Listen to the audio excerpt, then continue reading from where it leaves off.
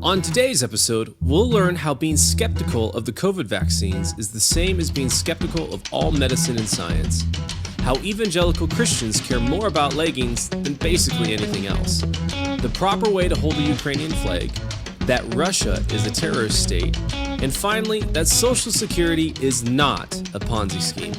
This is Cringe Posts. Hey friends, welcome to this episode of the Cringe Post podcast. This is the podcast where we gather the cringiest political and cultural takes that we see in our feeds. We break them down, see where they went wrong, try to have a little bit of fun along the way, and hopefully come out a bit wiser because of it. My name is Britt, and I'm here with my co-host Donnie. And before we get started, make sure to like, share, subscribe, do all that good stuff. It really helps us out. And if you are listening to the show, we have a visual show companion that you can find at cringepost.com. Now, before we start throwing stones at other folks and making fun of other folks' bad posts, we always like to take a trip down memory lane, kind of see where we've gone wrong and said silly things because we've all done it and everyone can grow from it. And so today we've got a story, and Donnie put this on the slides. He just called it the, quote, "I'm already a step ahead," unquote story. So why don't you share that with us?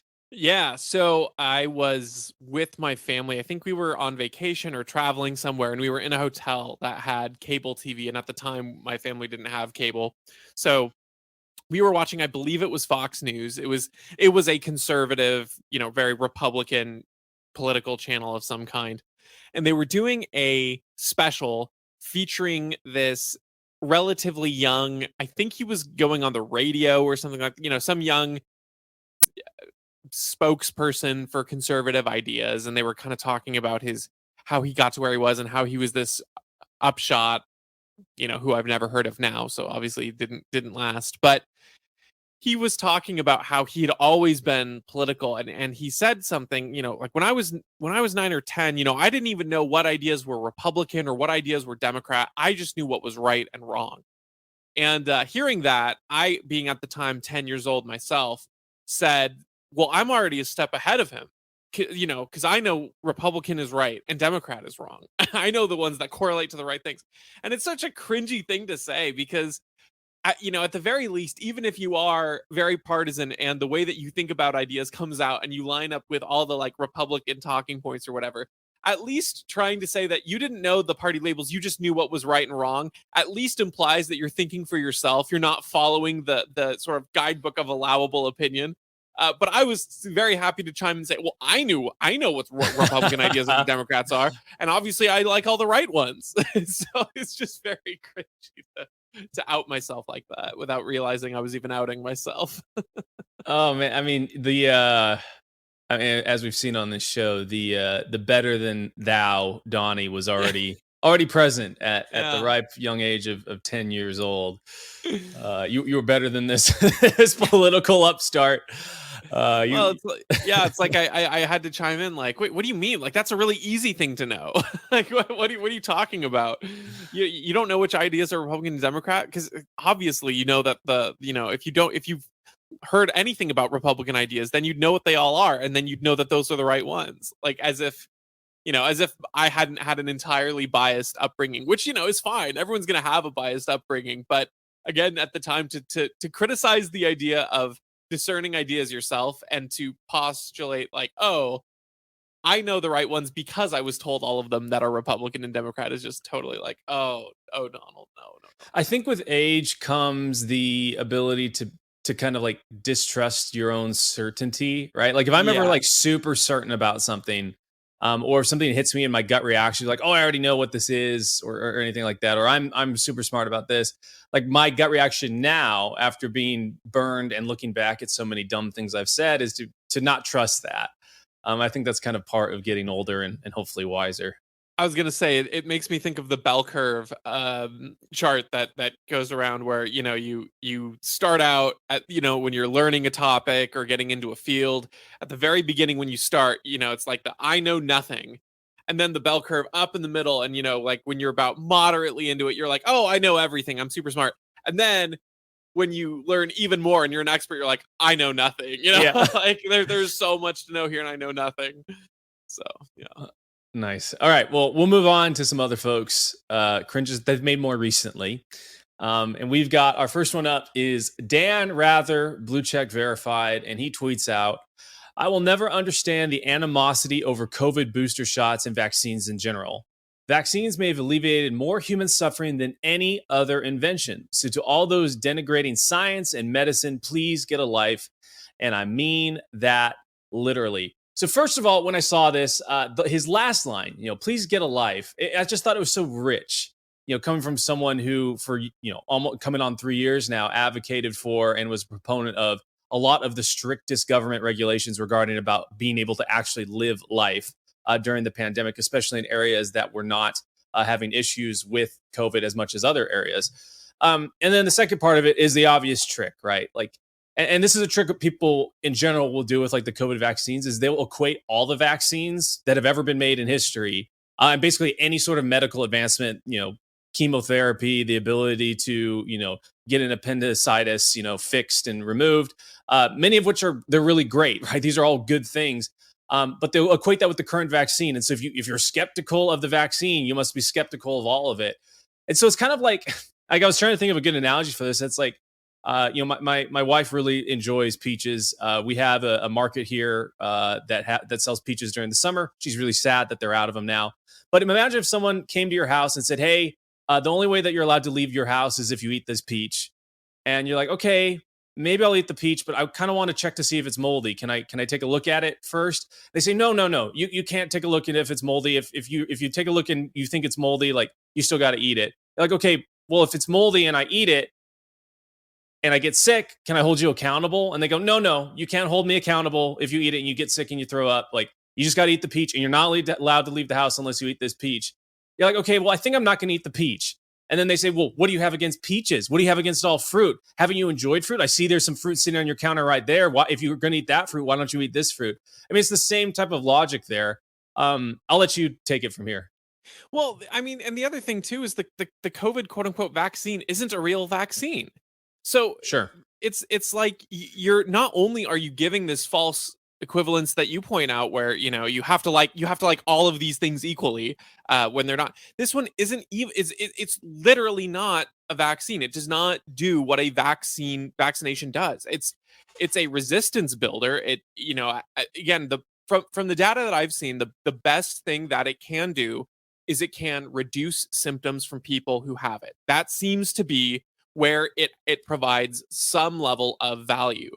But that's not what a vaccine is for or what a vaccine does. That's just not accurate to say to compare, something like a polio vaccine with the COVID vaccine. Because if you think about if we had what the effectiveness of the polio vaccine to equivalent to what the COVID vaccine quote unquote is, you wouldn't be distributing the polio vaccine in Africa in this huge level of attempt and because you're like, oh, this is not going to do, it might reduce the symptoms of polio, but it's not going to cure it, it's not going to prevent it. That's the entire point of a vaccine. So as you point out rightly, you don't have to buy the crappy product that and make it the exact same level of value as the high end deal. And this isn't even that. They're not even in the same category of things. That's funny you bring up polio. Like, we talked about a long time ago on this podcast, but Bill Gates rolled out an oral polio vaccine in India. And if you go to the Indian government's website, you'd be able to, and you kind of search around and stuff about this vaccine that was taken in pill form. You'll find out that they had over 400,000 cases of vaccine-induced polio outbreaks. So 400,000 kids got paralyzed or had some other issue or caught polio from this vaccine not working. And so it's like anytime someone tells you, "Hey, don't be skeptical of this thing I'm trying to sell you," especially if they say we don't have any liability, if it goes wrong, which is what all the vaccine quote unquote makers here in the United States have done. I think that's a huge reason to be skeptical of it. And the other part that Dan says here at the very top, he says, "I will never understand the animosity over COVID booster shots and vaccines." It's like, I don't think anyone actually had any animosity about those things existing. They only had animosity over the fact that you were being forced to get them at peril of losing your job, losing your home, losing your livelihood, not being able to go out and live life in the community that you live in.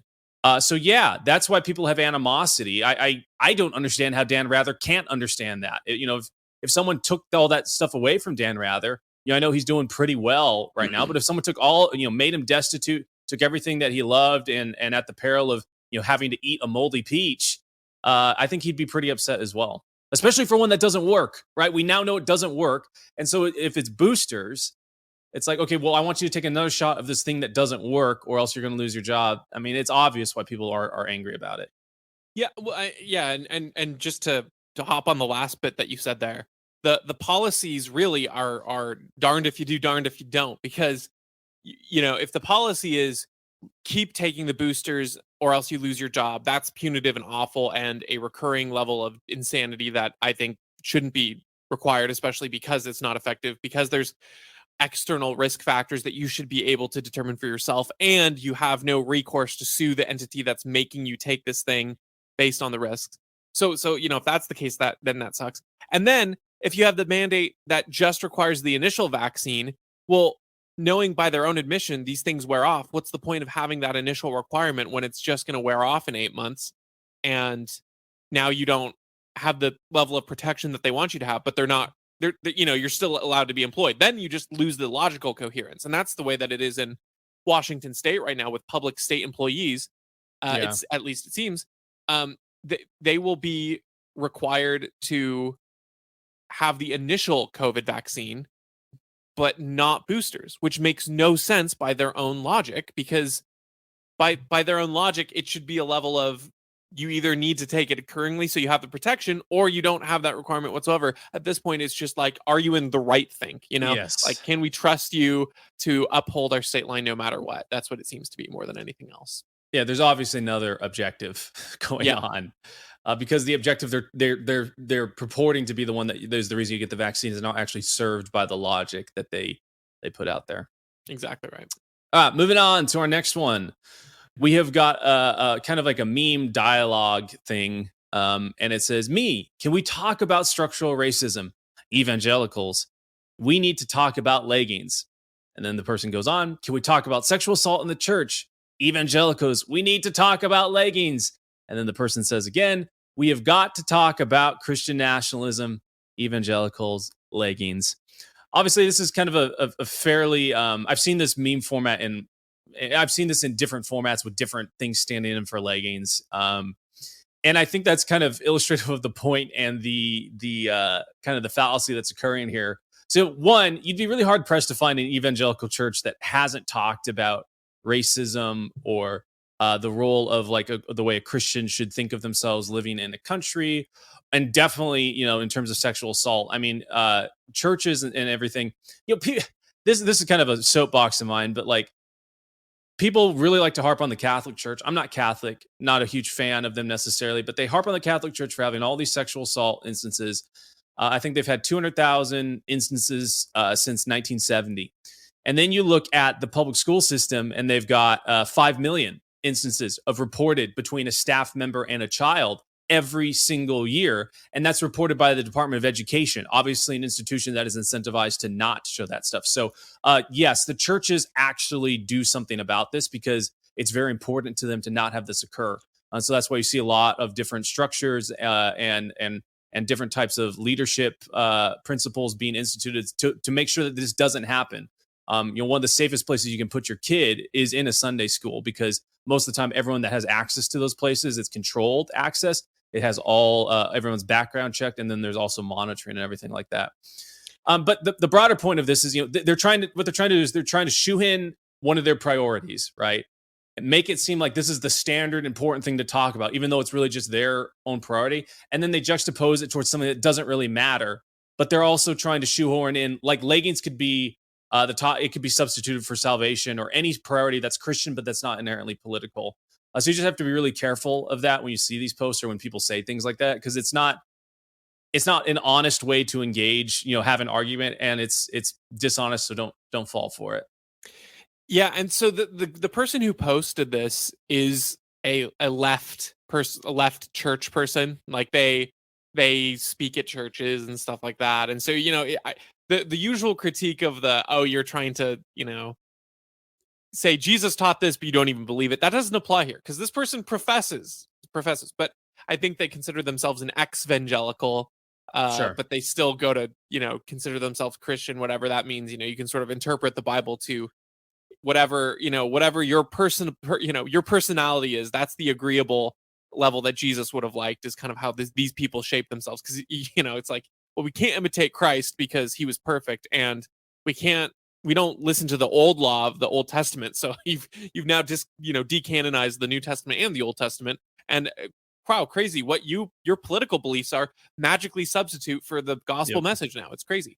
um but really quickly, to talk about your Catholic point there too, that just to wrap up, the average sexual assault in almost any group that you can, like, of institution that you can do, the Catholic Church is actually below average. So the public school incident that you give is like huge, high above average, obviously, because it's a place full of creeps and terrible systems. But even if you just look in general in like corporate America, or if you look at any reasonable sized institution that would be comparable, the Catholic Church is below average to about I average with didn't know that that. anyway. So yeah, so like you rightly point out, people love to harp on it, and it's just such a it's just like, man, if you have actual critiques, like, can you, like, provide them with real things, like, instead of just making up bad reasons for these things? It's so stupid. Anyway, okay, but yeah, to this cringy post, the thing that's funny is, like, there might be some of these churches that do engage in more shallow material. Like, that's certainly possible, but the vast majority you know of churches that are talking about issues and things like that, they're the church is trying to address individual morality more often than not. Like, when you're going to church, the church is not supposed to be this broad political movement. And I think it's funny because I think people on the left get mad when the church is political. Like, they're like, "Oh, look at this guy." And frankly, I am too, if the guy's, giving a political speech in the pulpit. That's not Yeah. appropriate.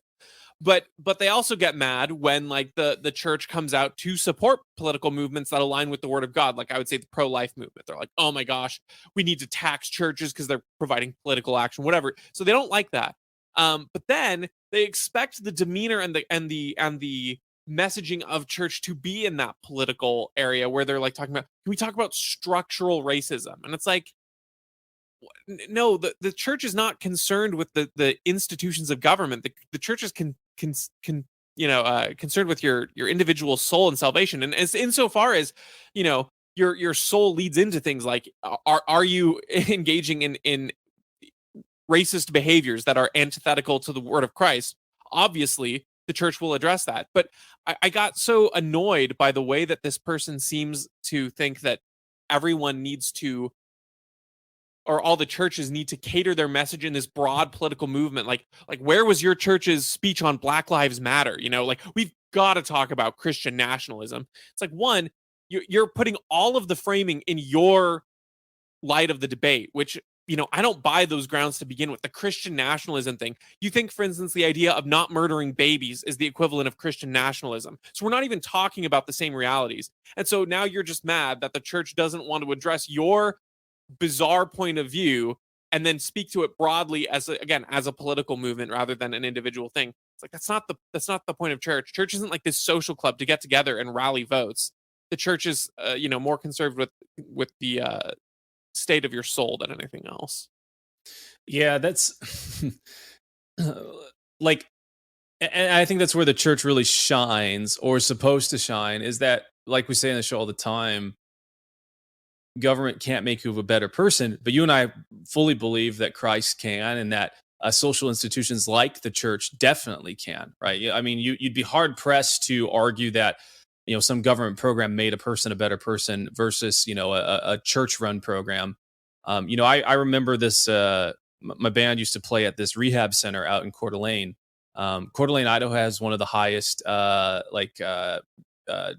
drug usage statistics in the country, which was kind of wild. I didn't know that. So they had this huge rehab. This church ran this huge rehab program, like 300 guys in it, as well as some women in it as well. And so they'd all show up. We'd play a concert for them. And they'd go crazy and stuff. And it was cool because we played there over a period of about 4 or 5 years. And it was really awesome because people that were there the first year, I'd come back 2 or 3 years later, and they were now leading, part of that program. One of them actually went out and started a new church and also started another program in another city. So it's really cool, and it's like, wow, like this is so effective because the people that are running these things actually care about the cause that's going on, and so every single dollar is used in the most efficient way to make that program awesome. So a lot of really good people got helped out of it. Coincidentally, the city of Coeur d'Alene does not really like them at all, as well as some of the more uh, the guy that ran the program got shot about 4 or 5 years ago, which was really sad. Really bummer because they just didn't like what they were doing and all that. But all that to say, sure, there's going to be any institution like you're talking about the Catholic Church and all that. Any institution, whether it's Catholic, corporate, public school system, is going to have bad stuff in it. There's disproportionately way worse when it turns out to be government. But that doesn't mean that you can just wholesale do away with all the principles and the virtues that those institutions are supposed to espouse, right? And I think that most people would have a hard time saying that the virtues and maybe stuff with like pro-life and other stuff are not good, but the church in general wants to work for a better future for all of humanity and have people living, and they view it as like, hey, operate within God's design. You will live a better life. Everyone will be happier. Everyone will do better. There'll be more grace, mercy, and abundance that way. But that's the ultimate goal, and we'd all do a lot better if we just trusted that. Yeah, well, and so when you were talking about I really like bringing into the context. It's a very obvious connection now that I think about it, but I'd missed it. This the government can't make you a better person, but the church can, and that's exactly right. So if you look down the line of these three things, all of these things are better solved by individuals' hearts changing and a cultural movement of individual, repentance, essentially, than they are by big government programs. It's like, what, let's talk about structural racism. Yeah, let's talk about what toppled the slave trade. Oh, it was William Wilberforce, who was a devout Christian, and he completely derailed the slave trade in the UK as the first country to ban the slave trade out of his Christian apologetic, out of his Christian ethics. That is why the slave trade in the West was no more, was because of Christianity and because of a brave man putting his faith into individual action. It was not because the church got together and made a big political move or whatever, or let's talk about sexual assault in the church. The church talks about, modesty. And obviously there's going to be people who take things too far. But do you think that there's been more or less sexual assault since the cultural revolution of the 60s that had the sexual revolution in the 70s and the 80s and the consequence-free sex and the ease of access of birth control and these kinds of things? And do you think those movements have contributed more or less, or do you think it's just the repressed people who are being told,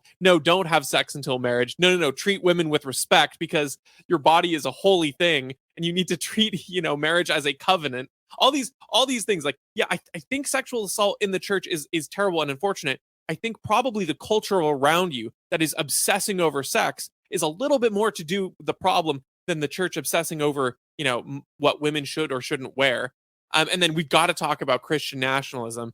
It's like, yeah, let's talk about all the ways in which the Bible says that we should be just and like leaders should be just, and when you have a government, you shouldn't extort your people. And sure, all of these things are great and fine, but these changes happen by making virtuous people, because again, in a flawed, terrible government system where people have power, the best you can hope for if you have people in power is that they are virtuous people, which ultimately you and I think doesn't lend itself to having a very powerful government. But if you have to have a government in place, at the very least you can have people whose individual hearts are virtuous in order to lead it. And all these things are better accomplished by the church teaching the gospel, not whatever political movement is hip at the moment, and transforming people's lives and hearts, not trying to either cause a legislative or policy option or whatever you have by this guy's, I don't know, plead here. Yeah, fantastic point. All right, moving on to our next one. We've got two, and they are both kind of in the same theme, and so I included them together. The first is a post by Randy Weingarten. The what is her? She's the president or the chair or the? Yeah, she's the head of the teachers union. She's the head of the teachers union. She and someone else has got They've got a sign that says "We stand with Ukraine," and it's got the colors of the Ukrainian flag on it. The key problem being that it's upside down, and Corey DeAngelis, who's fantastic on School Choice, points that out. So, yeah, they're holding a sign. They had a designer go in, put this little bird and this text on a Ukrainian flag, paid a bunch of money to get it printed, shipped to them, and they didn't bother to check if they had it right side up. So that's just dandy. And then John Cooper, verified blue check mark, tweets out, Russia is a terrorist group, pass it on. Obviously, this is some of the language you're seeing with the new missiles being launched into Ukraine and all that stuff. So first, with the first picture, I mean, obviously this should just show how deeply unserious these people are about any of this stuff and how they view it just purely as a chance to virtue signal. And what's even worse is that it's a chance to virtue signal with, like, we want to prolong our ability to virtue signal by keeping this war going and having more and more innocent people die, instead of, as hard as we can trying to move towards peace and talking about peace. Like, at least talk, with Russia. That would be nice.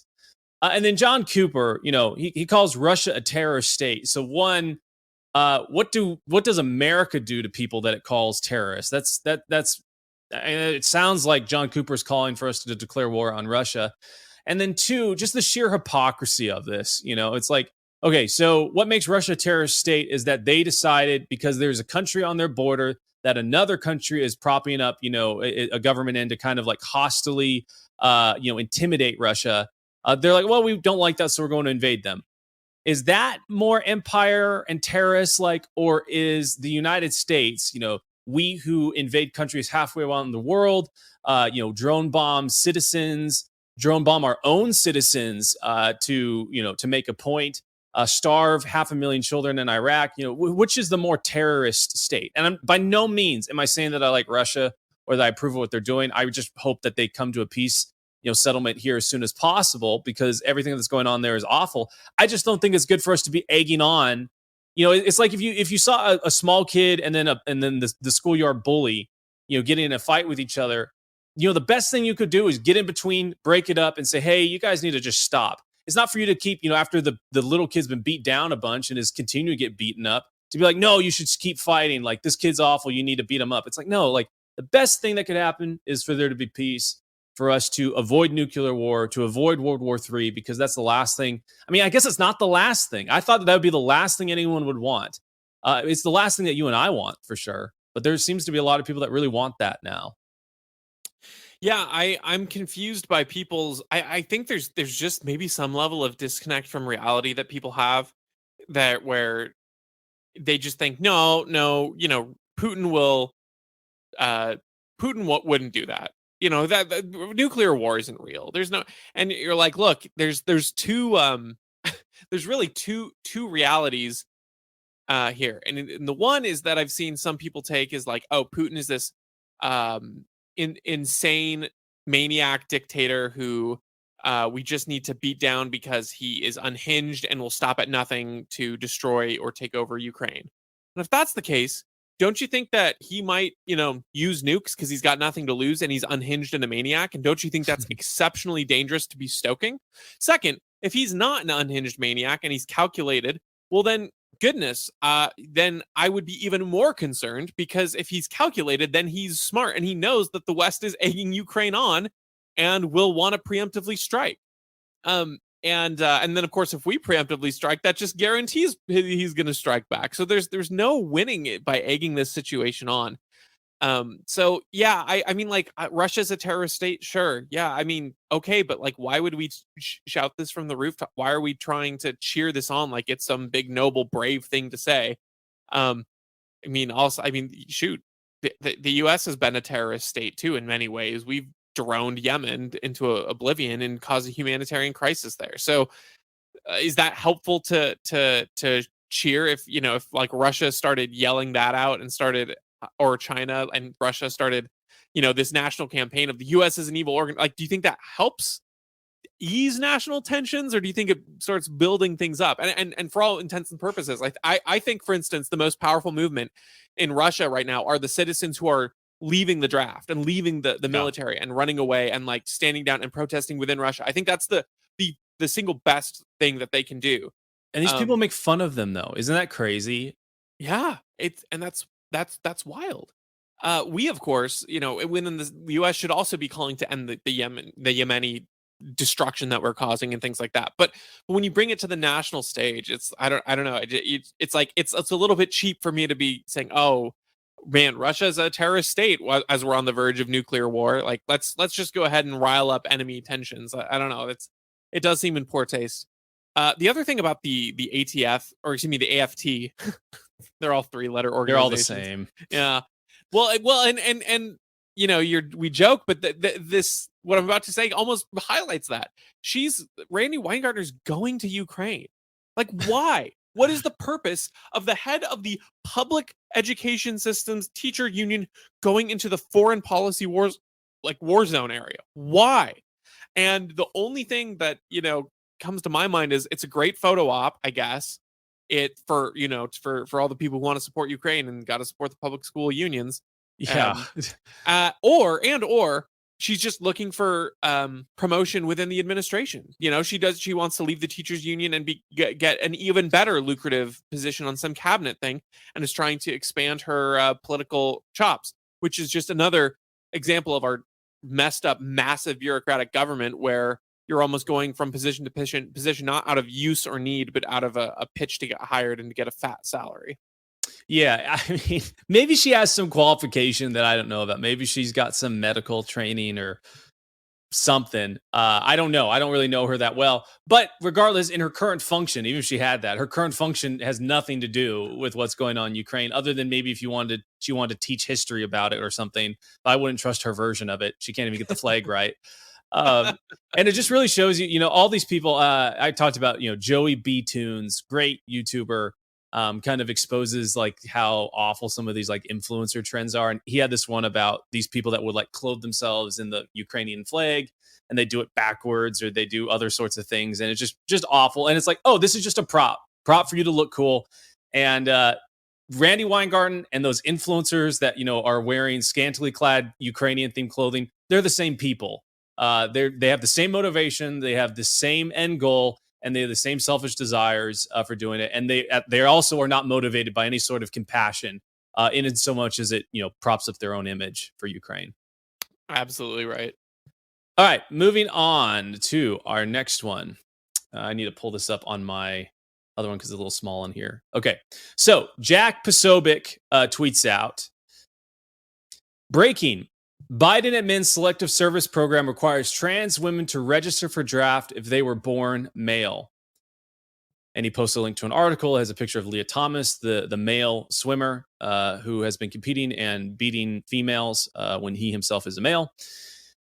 And then someone replies, should all genders be required to register for the draft? There are no longer any limitations on duty assignments, so it's time to be fair to everyone.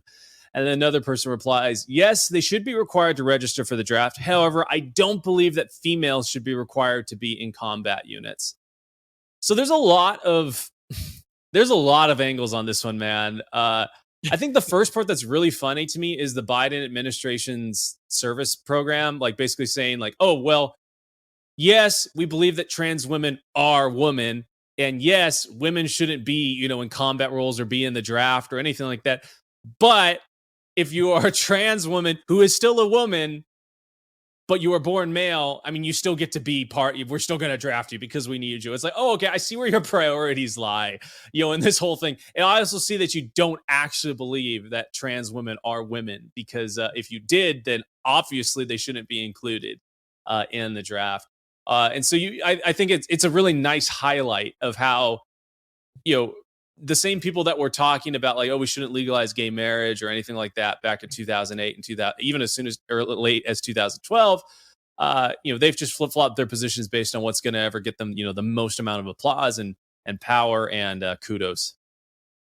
Yeah, I was gonna say the Biden policy. I mean, it's funny because I had to find this kind of convoluted chain to find because I saw that this news had broke. I think it was today, but there was so little about it because I feel like no one wants to say it because if you believe wholeheartedly that trans men are men, then you should be advocating that there is equal treatment. However, they can't bring it themselves to do that because they also recognize that conscription into the military is a horrible thing. But then they also don't want to like call out the draft because for some reason today's liberals suck. They're not as good as the anti-war, left used to be. And I don't know. It's very, very wild to me about how little I've seen going into this. And I thought it was going to be sort of a free, oh, there's going to be some great, there's going to be tons of material on this, and there really just wasn't. And so, you look on the later posts here, and you see the one person is saying, should all genders be required? That there shouldn't be any limit. There are no longer limitations on duty assignments, so it's time to be fair to everyone. And there you almost have the like, well, you're being kind of consistent, but it still sucks take because it sucks to tell people that they have to enlist. The government has to be able to control their body and their vocation for years. And if they want to take them and send them to murder people across seas, they can. That's a terrible thing to require, let alone the fact that you are controlling someone's body to do anything. And then the last one, yes, they should be required to register for the draft, but I don't believe they should be required to be in combat units. This guy's like the most confused of all because it's like, yeah, the government should be able to own you, even if you are a trans male, but recognizing that there's still a biological difference, I'm going to say that they shouldn't have to be in combat. It's the most convoluted, confused position of all because you're recognizing there are differences, but you're saying the differences aren't enough to warrant, going at all. But you're also saying that everyone should be allowed to, or should be required to be owned by the government for a little bit. Just the most hodgepodge of bad takes all around. There's this concept in software development called, or a way you describe certain programs as, oh, that's a really elegant solution, Yeah. whether it's in the code or whether it's in the overall software and how it functions and all that. And, when you're writing software, you're like, okay, I'm trying to get to this end goal.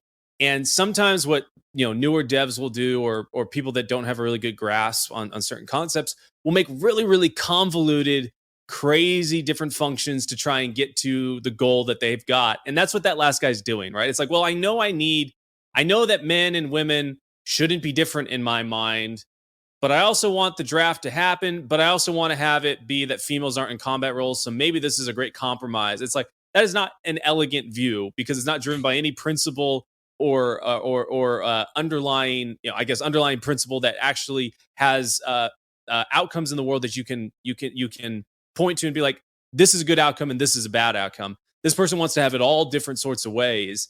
And you can see that in their response and coincidentally, they're also their worldview. Yeah, I don't know that there's anything else. I just thought that Yeah. was a very weird and funny mix of takes. But that's the there. kind of it's the same thing with like markets, right? Like you introduce weird things that aren't natural to a market, like the Federal Reserve being able to print money and like weird things that shouldn't happen Yeah, create weird mindsets and weird solutions that are just as convoluted and bizarre. So yeah, same a thing lot with of this. double think and contradictory thought patterns that don't support each other, but you don't know how to reconcile them because you, Yep. in these two separate areas of your head, you believe one thing and you believe something that doesn't work, and they've never had to interact until now. And then you're Yep. like, well, It's kind of like I know we're getting a little off the beaten path, but like I saw, who was it? There's some, I can't remember which, I think it was like in Virginia or some medical center basically said, oh yeah, like children in the womb know if they are transgender or not. And I was like, okay, that's such a weird, I don't know about the lady saying it, but I know most of the people that advocate for that view also believe and are pro-abortion, right? They're right, pro-choice. And so it's right, like, okay, but so this, you can have both of these views in your head at the same time, that a child knows what gender they are, the thing that is almost most important to their identity as a human being. Like, if they're not a human being, how do they not have a gender?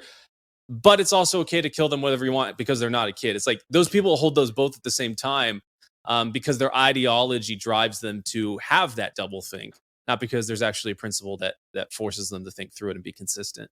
right, right. All right, moving on to our last one. We have got blue check verified, the White House, and they tweeted out, You've been paying into Social Security and Medicare ever since you started working. Republicans in Congress want to put it on the chopping block. Man, the first line, I just, you've been paying into Social Security and Medicare ever since you started working. I just thought, man, you jerk. Like, you're basically saying, flaunting and holding in my face, look, here's your income ever since Yeah. this, we've had it and been stealing it from you, regardless of whether you wanted it or not, ever since you've been able to make a dime.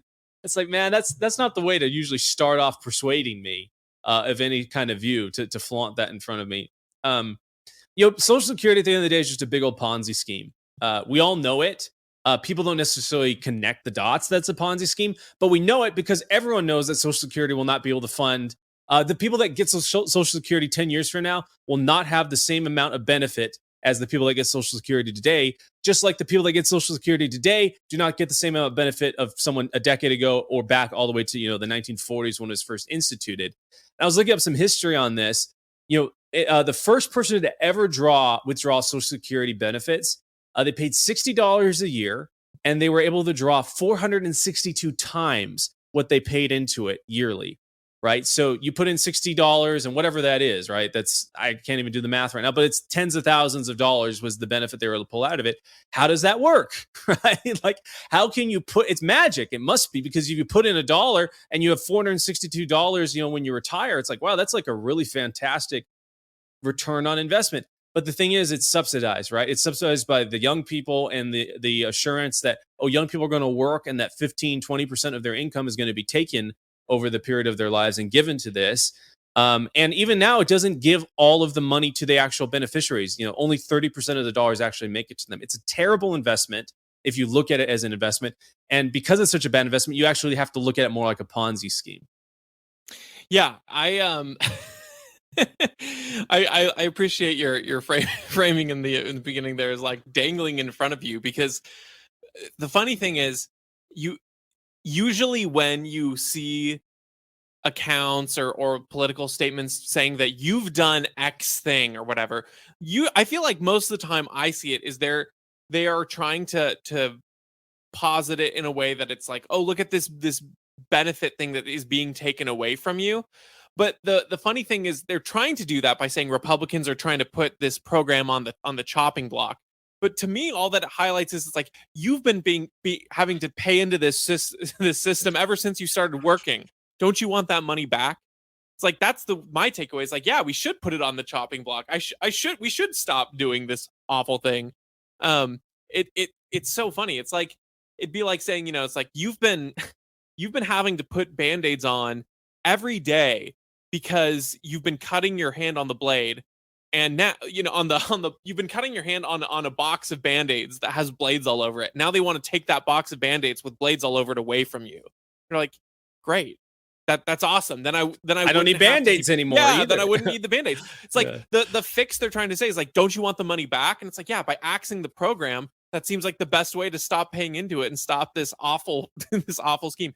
And this is the eternal government problem. And I think conservatives fall into this trap so often, and it's why conservatives never really conserve anything, and why conservatives ultimately become yesterday's liberals, is because when the left pushes some new program, okay, the first few years the conservatives will say, we need to repeal this, we need to get rid of it. But then the problem is that there becomes an interest group, because every government program has a winner group and a loser group. And the most pernicious government programs hide that loser group in ways that make it hard to identify. So they by raising the minimum wage, for instance, it's hard for every person to see that. You're taking away the direct impact is the small business owners, and they feel it, but the wide majority of people don't feel that. And then when there are layoffs, they don't, and job closures and a bad job market, they don't put together that it's the minimum wage increase that did it. They just think, oh, the economy's bad. They don't see the direct impact. And so, programs like this happen where you have a winner group and a loser group. The progressives push it. The Republicans say, we're going to get rid of this. But by the time, even if you have the political group who says they're going to get power in time, the people who benefit in the short term are now such a powerful constituency that the Yep. political group who wants to overturn it, who campaign on it, no longer do that. And so they start adopting it. We're going to fix Social Security. We're going to fix Obamacare. Well, of course, we're going to reform Obamacare, but of course, pre-existing conditions will stay. Whatever it is, this is the classic conservative thing. They say they want to cut things, but then the problem is they like the government too much. And so the voting group wants to hold on to that. And so it's like Social Security. You've been paying into it ever since you started working, and now, well, if you cut it now, you lose everything. And it's like, well, obviously, we can't cut this program now because that wouldn't be fair to the people who paid in. But again, the conservatives' position is always like, well, it shouldn't have been started, but now that it has been, we can't actually. And it's the same thing with the wars. Well, we shouldn't have gone into Iraq, or we shouldn't have gone into Afghanistan. We shouldn't have stayed there as long. But I mean, now that we're there, and it's like this will always be the problem. And I don't know if it's a generational thing or not. I tend to think that people of your age and my age, people of probably our parents' age, and Gen X as well. I think we've all grown up in such a relatively prosperous time and we haven't really faced as many economic hardships as previous generations, that the idea of committing some kind of action like that, whether it's an economic program or whether it's a pull out of the war or whatever it is, it's like that kind of massive loss is scary. And so we kick the can down the road, or we want to kick the can down the road, and we're afraid of ripping off the band-aid or pulling out the glass from our arm. And because it's like, yeah, it's gonna suck, it's gonna hurt. It is. But prolonging this problem doesn't fix it. It just makes it much, much worse for people later on. And when you have a culture that's obsessed with the self and not with the future generations and your progeny, then you end up just creating a massive bomb for future generations, which I view as totally unethical and immoral. Yeah, it's funny that you mention like just all of that, like where they're taking it, and it's easy to kick the can down the road. And every time that they raise Social Security, it's because they're trying to appeal to an older voting bloc that is just coming into it. So they, in election years, they raise it 10-15% and all that stuff. And you also see the other side of the brilliance, which is like, we watch these movies, right? I think of like Braveheart or anything like that, where they go, the authorities come in, and this family has a loaf of bread on the table, and the soldiers come in and go, that is owed to the king. And they take that bread, where they take half of it, and you see the poor little child on the floor starving and all that stuff. You're like, oh, that is so evil and awful. Like how evil of them. And it's like, oh, that's literally what they're doing, here. Like, the difference is, and this is the brilliance of all these folks, Woodrow Wilson specifically, is, oh, well, if we want to collect all this money, we can't do that because people are waking up and they realize that we won't stand for you coming in and literally taking the food from our table. So what we're going to do is we're going to take the food from your table before it even reaches your table in the form of income tax. And so businesses, the company you work for, we're going to put the screws to them. And if they don't pay your income tax, they're going to be in a lot of trouble. And so they automatically deduct it from your paycheck. You don't even have the option. I mean, there are cases you can appeal it, but it gets really difficult. You got to be really, really thorough in how you track it. They make it so hard for you to have, post it being in your bank account, being able to not be taxed on this money, because they don't want people to wake up and realize, right, that what is going on. Income tax is literally those soldiers coming in, taking the food from your table, because that, like you were saying, we've got abundance right now, but there's not going to be abundance in the future necessarily. It's not guaranteed. And so folks that had money taken them from today and it's being given to other people that are squandering it now, you can't save up. You can't have the grain silo, of food for the famine time, because it was all taken from you. And so I think once some of that stuff starts happening, people will more and more realize, like, oh man, and people are even doing it today. Like, oh, 15-20% of my paycheck is gone. I remember the first time I worked at a corn maze, next to my house, and I did a bunch of different physical labor there and stuff, and it was really hard and tiring, and working on the farm essentially. And I remember getting my first check, and I was like, oh man, I worked like 30 hours or something like that this week. I was getting paid, I think it was like $8 an hour or something like that. So I was like, oh, sweet, I'm gonna have almost $250, and I get my paycheck and it's like 170. I was like, what? Like, and at the time, I was like 12 or 13. To me, that was a new GameCube game. I was like, they took a GameCube game away from me because $50 plus tax. for a GameCube game. And so people are going to start realizing that, and they are already realizing it. I just wish they would realize how evil it actually is. It's as evil as those soldiers coming to your house, taking the bread from your table. Absolutely right. Awesome. So if you don't have any more on this one, I'm good. Folks, thanks for hanging out with us, and we will catch you on the next episode.